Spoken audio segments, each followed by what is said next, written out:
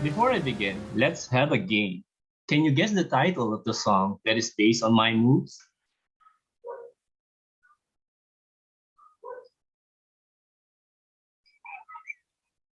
Zoom in, I zoom bet. out.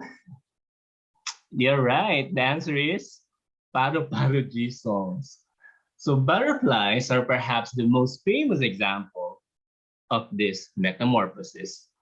In biology, metamorphosis represents a profound change in form from one stage of life to another. It comes from the Greek word means transformation or transforming. People change as well, but our progress is not as dramatic as that of insects.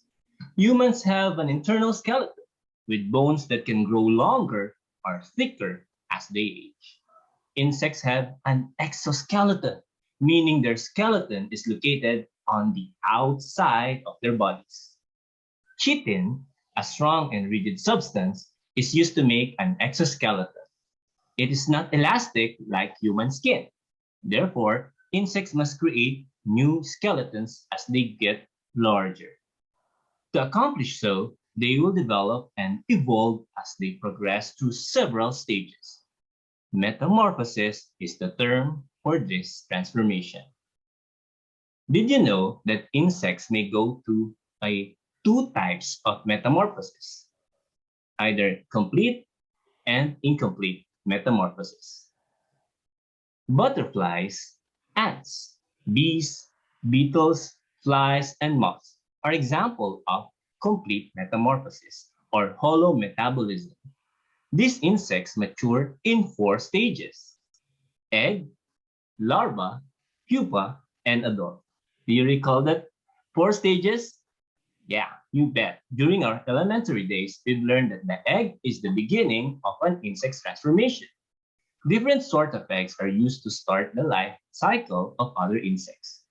The most remarkable aspect of complete metamorphosis is the difference in appearance and behavior between the larva and the adult.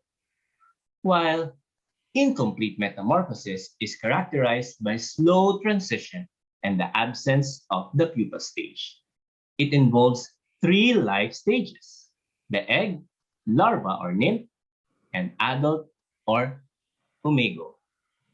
The nymphs look like tiny adults, eating and shredding their skins until they reach adulthood. Examples are grasshoppers, termites, lice, cockroaches, and dragonflies.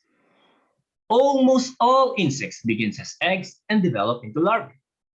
Many people are familiar with caterpillars, but some larvae, such as those seen in ladybugs, resembles worms or tiny insects.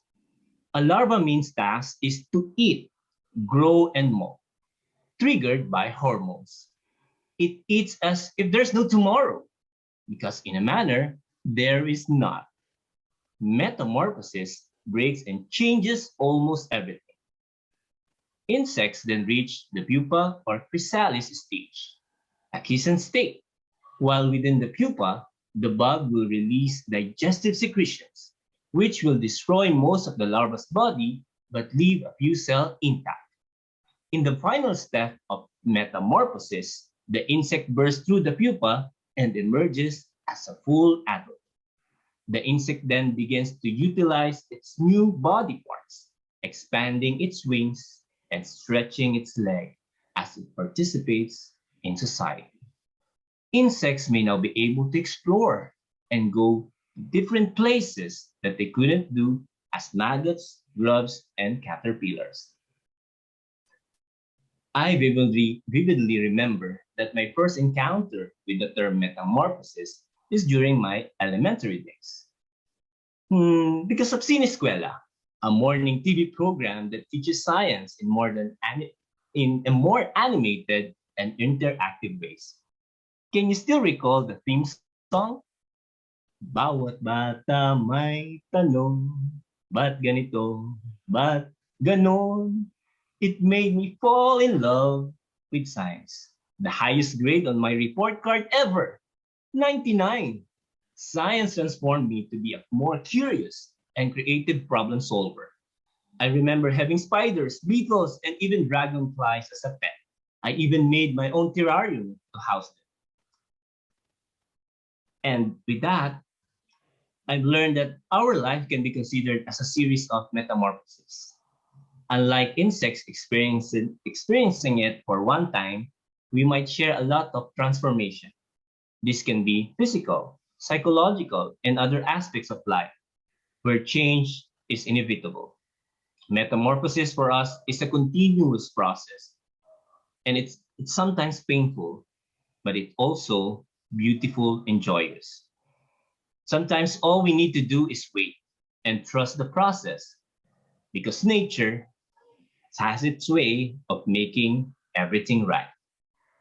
And that is metamorphosis. Back to you, PM Rhea.